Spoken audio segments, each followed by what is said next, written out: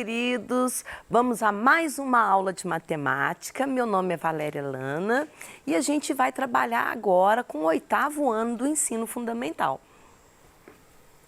Muito bem.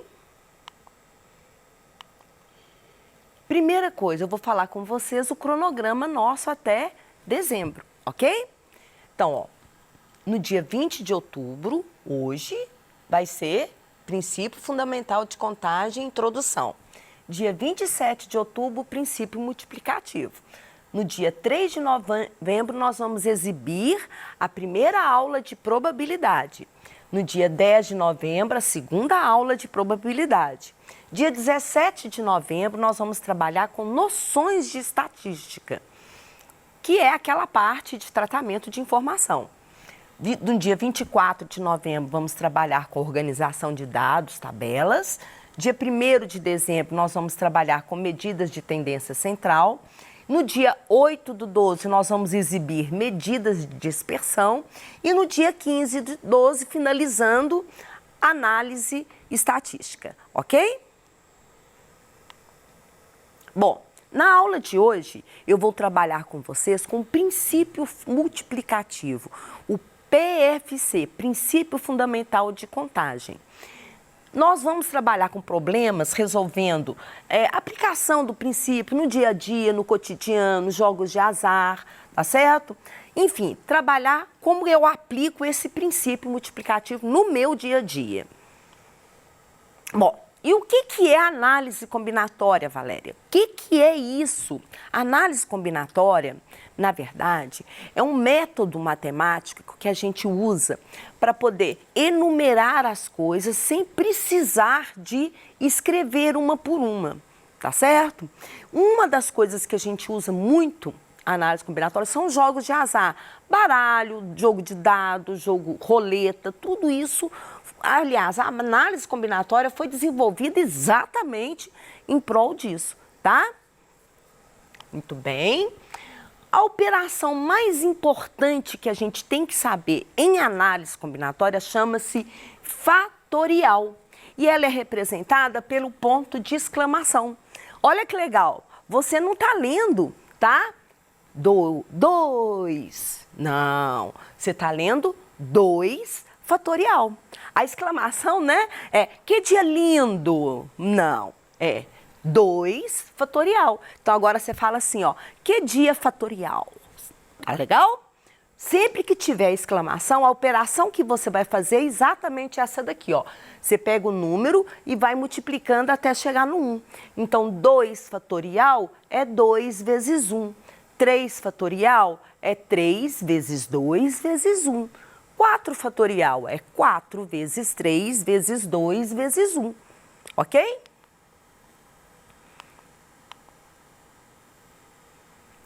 Muito bem. Então, ó, 4 fatorial é 4 vezes 3 vezes 2 vezes 1. 5 fatorial é 5 vezes 4 vezes 3 vezes 2 vezes 1. 6 fatorial é 6 vezes 5 vezes 4 vezes 3 vezes 2 vezes 1. E eu vou ter que fazer essa conta? Claro que vai ter que fazer essa conta, tá certo? Vânia, você vai ter que fazer essa conta? Claro que vai ter que fazer essa conta. Olha bem, 2 vezes 1, 2, 3 vezes 2 vezes 1, 6, 4 vezes 3 vezes 2 vezes 1, 24, 5 vezes 4 vezes 3 vezes 2 vezes 1, 120, 6 vezes 5 vezes 4 vezes 3 vezes 2 vezes 1, 720, e aí vai. Tem uma coisa que eu tenho que lembrar vocês. Existe uma convenção. Que convenção que é essa? A gente fala que 0 fatorial é 1 e que 1 fatorial é 1. Por quê? Porque não tem como a gente aplicar o princípio fundamental. Olha só, como é que eu vou fazer 0? 0 vem antes do 1. Então, a gente convenciona, por aplicabilidade, que 0 fatorial é 1 e que 1 fatorial também é 1, ok? Então, vamos lá. Mas como que eu uso isso, Valéria? Que tipo de problema é esse do cotidiano que você está falando? O que é isso? Por exemplo, você me pergunta, de quantos modos distintos 8 pessoas podem sentar lado a lado em uma fileira de cadeiras? Por exemplo, no cinema, quando vai sentar 8 pessoas lá um do lado do outro, de quantas maneiras isso pode ser feito? Isso é uma pergunta, isso é um problema de análise combinatória. Um outro problema. Quantas placas de automóveis podem ser formadas sem repetição de letras e sem repetição de algarismos, né? O mesmo caso se aplica para senhas. Por exemplo, de quantas maneiras distintas podemos fazer o pedido de um restaurante? Por exemplo, você chega num restaurante e quer, você tem lá 3 tipos de sobremesa, 2 tipos de bebida, 4 tipos de carne. De quantas maneiras você pode fazer esse pedido? Isso é análise combinatória, ok? Exemplo 1, presta atenção. De quantas maneiras diferentes João pode montar seu lanche se ele dispõe de 2 bebidas, café e chá, e de 2 comidas, pão e bolo de fubá. Isso aí, bolo de fubá. Olha bem, vamos pensar junto comigo. Ele pode escolher café ou chá. Ou ele pode comer um pãozinho ou um bolo de fubá. Tá certo? Então vamos lá. Olha o que eu vou combinar. Eu vou combinar o seguinte, eu posso tomar café e pão, café e bolo. Posso tomar chá e pão, chá e bolo. Nossa, 1, 2, 3, 4 maneiras de fazer o meu lanche. Por quê? Porque eu tenho 2 opções para bebida e 2 opções para a comida, o que eu vou comer. E 2 vezes 2 são 4. Apenas isso. Essa é a ideia de princípio fundamental de contagem. Essa é a ideia do princípio multiplicativo. Quando a gente fala de princípio multiplicativo, a gente tem a ver com multiplicativo, Vânia, multiplicação, certo? Então, beleza. Continuando. Então, qual que é a minha ideia? Eu tentei escrever o que você tem que pensar. Pensa comigo. Fala assim, tô pensando. Olha bem. Você olha, lê o problema, quantas escolhas você vai fazer? Quantas opções por escolha você tem? Resolveu isso? Multiplica tudo. Acabou. De vez em quando você tem que dar uma lidazinha e prestar atenção, tá? Você tem que ver, por exemplo, se o problema depende da ordem ou não depende da ordem. Por exemplo, senha. Senha depende da ordem? Depende. Se você tem a senha lá, a sua senha lá é Valéria 123. Você escreveu 123 Valéria, não rola, tá? Então, senha depende da ordem. Um problema que não depende da ordem, por exemplo, o casal Maria e João, ou João e Maria é o mesmo casal. Então, a ordem que você fala não altera. Por exemplo, outra, eu aperto a sua mão, você aperta a minha mão. Nós nos apertamos. Nossa, nos apertamos, até arrepiei. Presta atenção. Urna. Eu tenho uma urna e quero tirar bolinhas dessa urna. Então, olha bem. Se eu tirar a bolinha amarela e a bolinha branquinha, ou se eu tirar a bolinha amarela, branquinha primeiro e depois a amarelinha, quais foram as bolinhas que eu tirei? Tanto faz, tá certo? Não faz diferença, eu tirei a amarelinha e a branquinha, tá? Então, todas as vezes que um problema não depende da ordem, olha o que eu escrevi aqui, vê se ficou claro. Dividimos o resultado pelo fatorial das escolhas. Já já a gente vai ver isso, tá ok? Vamos para um exemplo. Eu tenho uma moeda e um dado. E eu vou lançar essa moeda e esse dado consecutivamente. Lancei a moeda, pá, certo? Agora eu lancei o dado. Olha só a pergunta. Determinar todos os pares de resultados possíveis para a leitura das faces da moeda e do dado, que ficarão voltadas para cima. Então, eu lanço uma moeda e lanço o dado. Aí caiu no chão ali, ou na mesa, onde você quiser, vai ter uma face voltada para cima. Quais são os possíveis resultados? Nós vamos fazer agora o que eu chamo de árvore de probabilidades, tá certo? Quer dizer o seguinte, eu vou chamar de CA de cara, CO de coroa, ok? Então, olha só, vou jogar a moeda e o dado aqui, ó. Joguei a moeda, ela pode dar cara ou coroa, ok? Joguei a cara. Deu cara ou coroa? Agora eu vou jogar o dado. Pode dar face 1, face 2, face 3, face 4, face 5, face 6. Então, posso sair cara 1, cara 2, cara 3, cara 4, cara 5, cara 6. Ou coroa 1, coroa 2, coroa 3, coroa 4, coroa 5, coroa 6. Então, essas são todas as possibilidades. E o que a análise combinatória faz? Ela faz tudo isso para você sem você precisar de escrever tudo isso que eu escrevi, ok?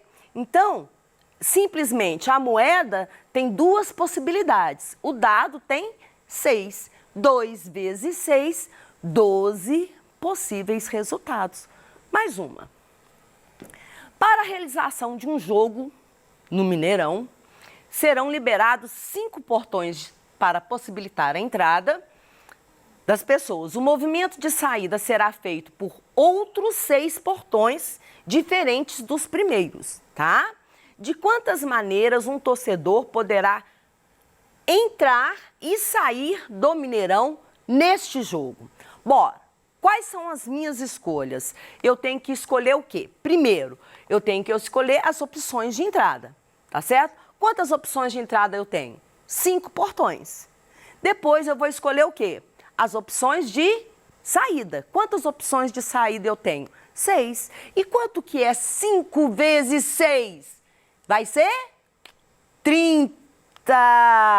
30 maneiras de entrar e sair num jogo do Mineirão, né?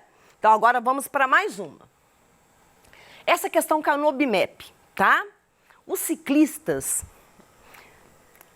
têm aversão ao número 0, porque ele é oval. Ciclista não gosta de 0, tá? E ao número 8. Por que o número 8? Porque na hora que um ciclista sofre um acidente, a roda da bicicleta fica assim, igual um 8. Então, eles não gostam de 0 nem de 8, ok? Quantos sócios podem se inscrever num clube de ciclistas se cada um deve possuir uma identificação de 3 dígitos, sem usar o 0 e o 8? Então, você vai ter uma identificação, um número, né? Mas não vai usar nem o 0 e o 8. Ora, se você for pensar, quantos dígitos eu tenho? Eu tenho o 0, o 1, 2, 3, 4, 5, 6, 7, 8, 9. São 10 dígitos. Se eu não vou usar nem o 0, nem o 8, isso quer dizer o quê? Se eu tirar 2, vão sobrar apenas 8 algarismos. Então, vou fazer a escolha do primeiro dígito. Quantas opções do primeiro dígito eu tenho? 8. E quantas opções do segundo? 8 também. E quantas opções do terceiro? 8 também. E quanto que é 8 vezes 8 vezes 8? Quanto que vai dar? 512 possíveis números de identificação, que nesse caso seriam 512 sócios, ok? Mais uma.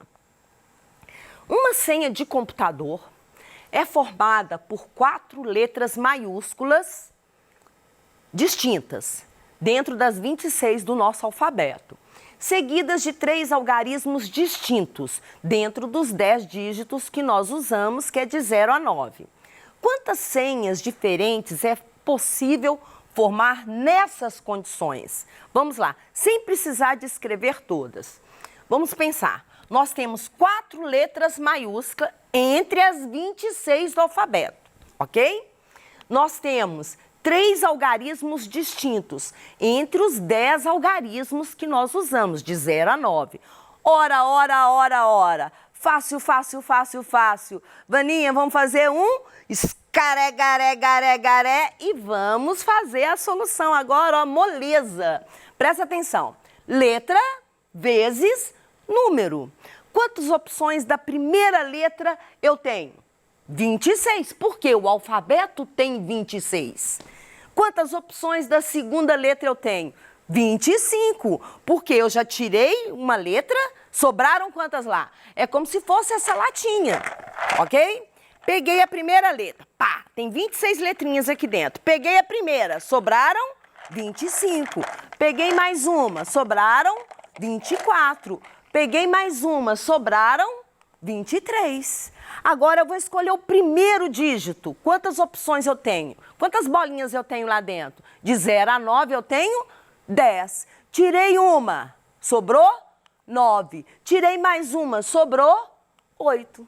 Então, fazendo a conta agora, ó, 26 vezes 25 vezes 24 vezes 23 vezes 10 vezes 9 vezes 8 vai dar?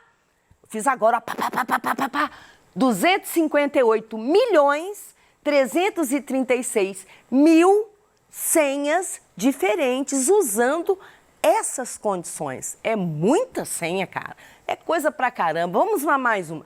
Essa questão caiu na Fundação Carlos Chagas. 10 pastas diferentes devem ser guardadas em 2 caixas. Se a única regra é que cada uma das caixas vai conter pelo menos uma pasta, então a quantidade de maneiras distintas de como se podem guardar essas pastas é: letra A, 510, letra B, 1022, letra C, 126, letra D, 2048 e letra E, 256. Vamos pensar junto comigo. Usando o princípio fundamental de contagem, vamos pensar, pensando. Vou lá. Eu tenho 2 pastas aqui na minha mão, pasta A e pasta B. E tenho essa primeira caixinha. Quais pastas eu posso, quantas maneiras eu posso pôr nessa caixinha? Ou A ou B. Se é ou A ou B, eu tenho 2 opções para a primeira caixinha, certo? E se tiver na outra caixinha, ou a pasta A ou a pasta B. E na outra caixinha, ou a pasta A ou a pasta B. E na outra caixinha, ou a pasta A ou a pasta B. Ok? Então vamos pensar junto comigo, ó. Eu tenho 10 caixinhas, tá certo? Primeira caixinha, pasta 1. Pode ser, primeira caixinha aqui, ó. Pode ser o quê? 2, ou pasta A ou pasta B. Segunda caixinha, ou pasta A ou pasta B, ou pasta A ou pasta B, ou pasta A ou pasta B, e assim por diante. Então, em cada caixa, eu vou ter 2 opções de pasta, ou pasta 1 ou pasta 2, ok? Então, olha bem. 2 vezes 2 vezes 2 vezes 2 vezes 2, 10 vezes, tá? Vai dar 1024, tá ok? Porém, tem um detalhe, olha bem, 1024. Tem a opção que eu posso pôr todo, né, só pasta A ou só pasta B. Aí eu vou ter que, vai ficar alguém sem pasta, concorda? Então, eu vou ter que subtrair só pasta A e só pasta B. Ou seja, 2 opções. 1024 menos 2 vai dar 1022, ok? Muito bem. Finalizando, ó, última questão. Num programa transmitido diariamente, uma emissora de rádio toca sempre as mesmas músicas, num total de 10. Você já pensou se ouvir 10 músicas todo dia, o dia inteiro? Nossa mãe, né? A gente ia ficar piradão. Então vamos lá. Mas nunca na mesma ordem. Então vamos pensar que se você vai tocar todo dia, tá certo? As 10 músicas, mas nunca na mesma ordem, olha a pergunta.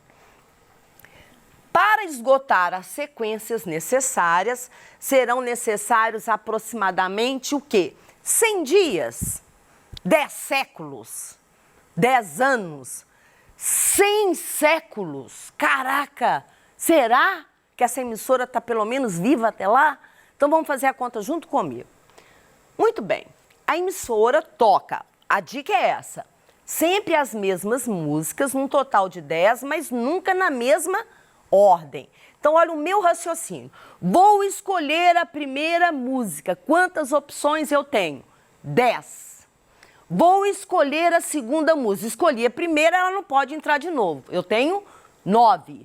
Depois eu tenho 8. Depois eu tenho 7, 6, 5, 4, 3, 2, 1. Fez aí, Vânia?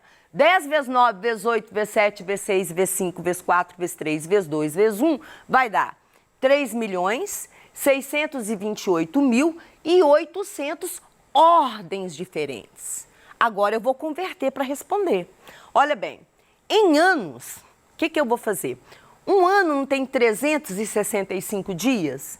Então, se eu pegar 3.628.800 e dividir por 365 dias, eu vou ter 9.941 anos. Que se eu dividir por 100, vão dar 99,4 séculos. Ou seja, um total de 100 séculos para fazer esse problema, ok? Bom, na aula de hoje nós vimos princípio fundamental de contagem, fatorial e a ideia de trabalhar com contagem. Na próxima aula, nós continuaremos trabalhando com problemas do dia a dia de princípio fundamental de contagem, ok? Um beijo enorme no seu coração e até a próxima.